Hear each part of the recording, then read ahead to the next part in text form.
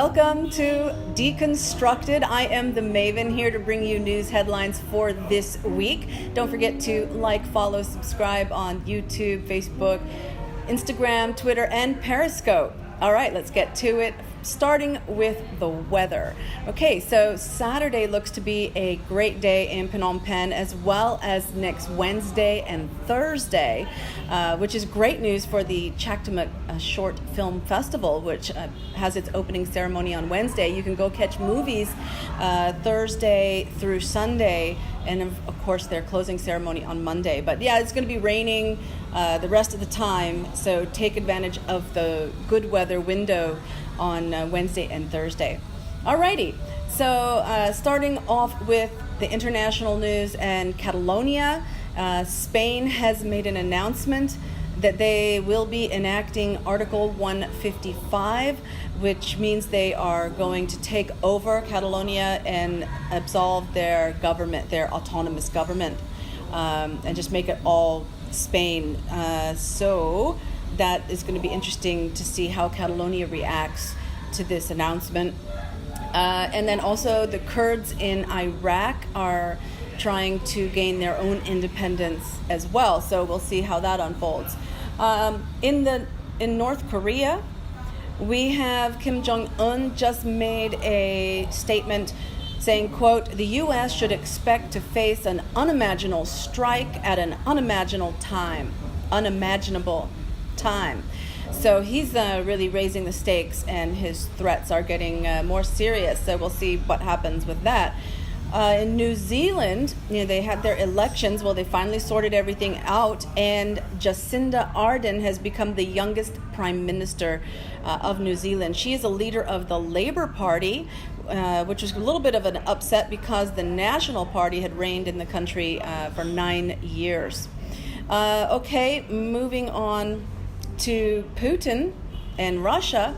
He was railing against the United States, calling out various betrayals, saying they've gone back on deals with sanctions, they've gone back on nuclear treaties, they've been inflicting democracy on sovereign countries around the world, and so he was just President Putin was ranting this week. China began its 19th Communist Party Congress, and so we'll have to see what kind of policies come out of their Congress this year. And also trending across social media is hashtag #MeToo, which is asking for women to admit and to come out about any kind of sexual abuse or sexual harassment that they've been victims of, because so many people are silent about it. So that's just been trending all over. And then also Barbara Walters is a little bit in the hot seat because of the whole Harvey Weinstein pedophilia and sexual abuse in Hollywood case that's going on. And Corey Feldman, as a young man, who's an actor, and as a young man he was on Barbara Walters' show being interviewed, or I'm not sure if it was her own show, but she was interviewing him, and he tried to come out about this abuse that had been happening to him, and she pretty much shut him down. And it's like, are you trying to ruin the industry or something like this, right? And so now she's in the hot seat because of that clip, and they're like, yeah, so there's some outrage going on about Barbara Walters. And finally, spam, yes, the mystery meat spam, has become a currency in Hawaii. So all these people have been going into grocery stores, stealing. Sometimes they'll take a handful of cans of spam and run out of the store. And other times people have took a shopping cart and tried to put cases of spam in the shopping cart and run out of the store. Apparently, they sell for about $2.50 a can.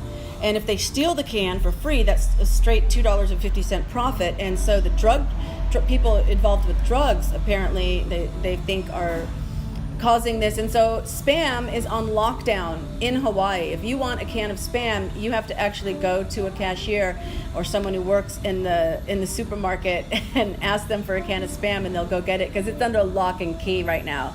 How weird is that? All right, so we're gonna have our coffee break, and then I'll come back with local news and our deconstructed commentary.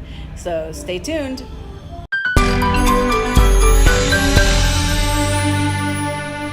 All right, so this week we are at Riverside Bistro, and it is just an amazing, iconic restaurant here in Cambodia, in Phnom Penh.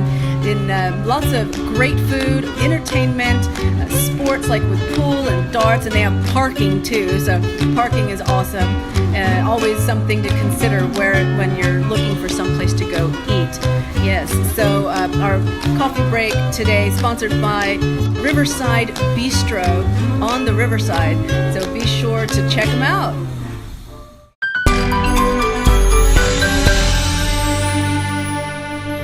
Welcome back. It is time for our local news on Deconstructed. Starting off with Kitming's Royal Group has started a year-long feasibility study for what? Well, they're going to try to get Cambodia's first communication satellite up in the air. So a feasibility study is basically spending a lot of money to double check and make sure that it will be profitable and that it can be done. So that'll take at least a year, and then we'll see if Cambodia can get their first communication satellite up in the air. That would be awesome in space, right? Okay. Also this week, the UN, the United Nations, presented the families of 4 Cambodian peacekeepers who had died last May in the Central African Republic. They granted them $70,000. And of course, it doesn't bring their family members back, but it will hopefully ease their lives a little bit. And next month, Cambodia will be sending an additional 261 new peacekeepers to the Central African Republic. Most of the time, they help with landmine removal. And some will be returning home as well, but 261 new ones will be heading over. Alrighty. The Khmer rising star Srey Lai, did I say her name right? Srey Lai? Yes. Well, she was a finalist on The Voice Cambodia, and she's 23 years old. Unfortunately, she was killed by her husband in a murder-suicide last Monday. And now, more recently, there's actually outrage added to the tragedy because photos of the actual crime scene have been on social media.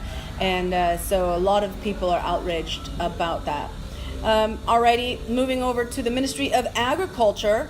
They plan to charge customers for plastic bags. That plastic bags are a huge problem in Cambodia. We use them for drinks, we use them for putting goods in, and most of the time people just throw them on the side of the road, then they get washed into the rivers and they go out into the ocean. It's a huge global problem with the plastic bags.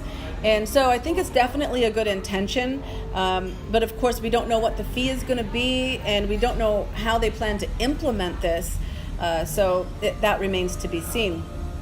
And I thought this was quite interesting. The BAKC, the Bar Association of the Kingdom of Cambodia, that's the association for lawyers, they have come out and they're not happy about the fact that when they take on pro bono cases, they only get paid $40 per case, and in sometimes $75 if they're going out into the provinces to help with their travel expenses. So they're complaining that they only get this amount of money for doing their pro bono cases.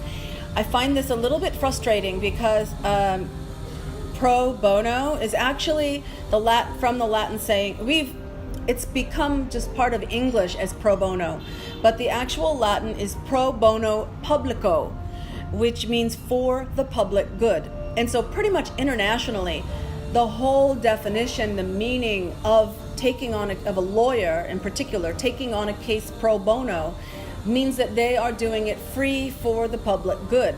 So the fact that they're getting any remuneration at all for their travel expenses and such should be a great they should be happy that they get anything, because they're supposed to be doing it for nothing. So I'm a little bit frustrated with that. I think that maybe they shouldn't call it a pro bono case. All right, maybe there's an English translation thing going on here, and if you're going to get paid a subsidy to do the case for somebody who can't afford it, then think up a different term for it and don't call it pro bono, because that's supposed to be free. All right, that's a little bit of extra commentary in there for you. Okay, now we're going to get into our deconstructed story. Well, in Canada, the province of Quebec outlawed face coverings for anyone receiving public services or working in a government job. So that means riding a bus is a public service. So if a woman is in a burqa, full face covered, then she cannot ride a bus, cannot go to the hospital, work in a hospital, anything like this. So now, what is the precedent about this? Well, Austria has a similar law that went into effect this month.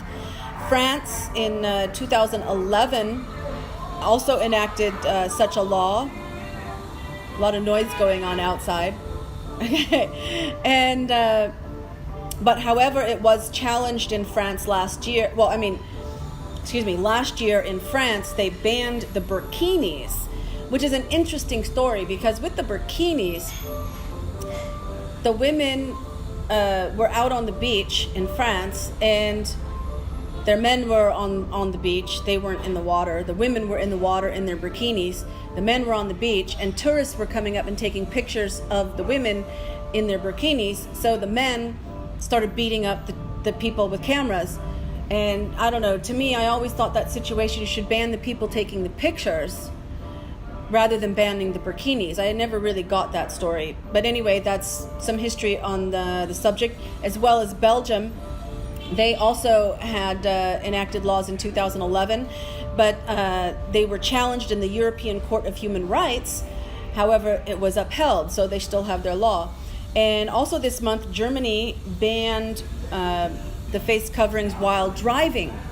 And Bavaria, which is inside Germany, also added teachers not being allowed to have face coverings. Last year in Bulgaria, they also enacted laws. So why are they enacting these laws? Well, the main reason is security. Okay, if you cannot see the face, you don't know who the person is, especially in this age of identifying people based on security cameras and things if something happens. Of course, they're afraid that male suicide bombers could be in a burqa and things like this as well, but there could be female suicide bombers in a burqa.